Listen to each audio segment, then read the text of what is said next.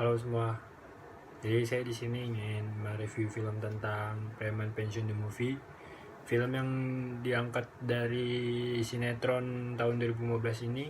Film Preman Pensiun ini tayang pada tahun 2019 yang diadaptasi dari sebuah sinetron Preman Pensiun yang pernah tayang di stasiun TV nasional lah. Disutradarai oleh Aris Nugraha sebagai penulis skenario.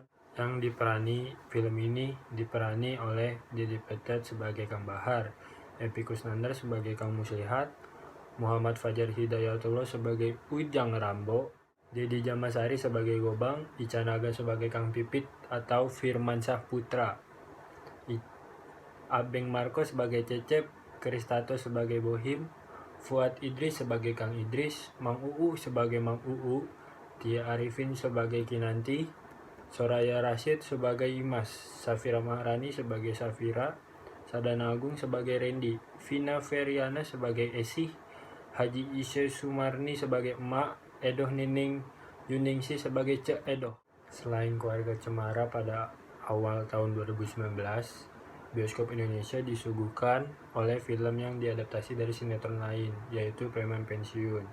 Film yang diproduksi oleh MNC Pictures kembali menunjuk Aris Nugraha sebagai sutradara, seperti di serial yang tayang pada tahun 2015 lalu. Selain sebagai pengobat rindu untuk penggemar film Preman Pensiun, didedikasikan untuk mengenang almarhum Dedi Petet, yang merupakan tokoh serial pada film Preman Pensiun ini.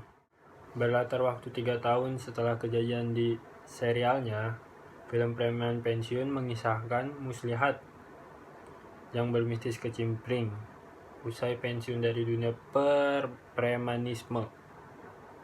Namun penjualannya tersebut mengalami penurunan.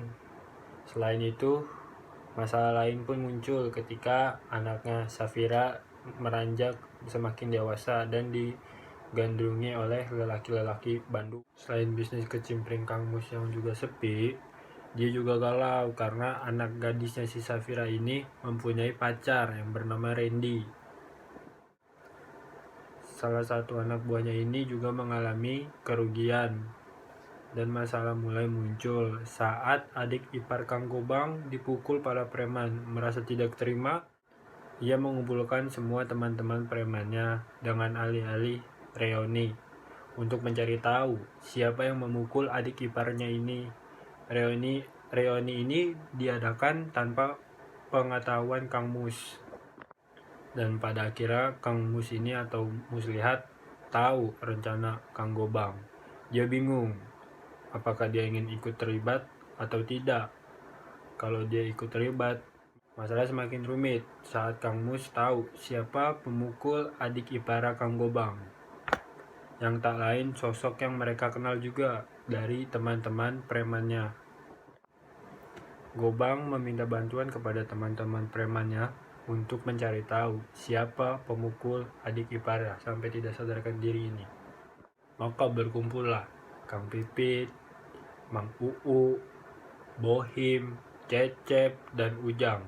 Gobang meminta mereka agar mereka tidak beritahu ke Kang Mus atau Kang Muslihat. Di sisi lain, kehidupan Kang Mus berjalan statis. Kendati usaha kecimpringnya sedang turun, Kang Mus tetap optimis. Suatu hari, putri dari Kang Bahar, yaitu Kinanti, datang ke rumahnya Kang Mus. Dan akhirnya Kinanti mengabarkan Kang Mus dan keluarga yang ada di Bandung untuk mengajak mereka ke makam ayahnya dalam rangka 1000 hari meninggal ayahnya atau si Kang Bahar ini, almarhum Kang Bahar. Kang Mus pun menyambut baik ajakan Kinanti ini dan ikut serta untuk ke makam ayahnya atau si Kang Bahar. Inti cerita dari Preman Pensiun ini adalah berkutat pada kehidupan Kang Bahar, preman yang memegang kekuasaan di sejumlah pasar, terminal, jalanan yang ada di kota Bandung. Bersama Kang Muslihat, Kang Bahar mampu mempertahankan kekuasaannya dalam beberapa tahun sebelum akhirnya Kang Bahar ini memutuskan untuk pensiun. Terima kasih sudah mendengar review saya tentang film Preman Pensiun ini. Mohon maaf kalau ada kata-kata yang salah atau cerita yang agak kurang, mohon maaf. Dan sekali lagi terima kasih.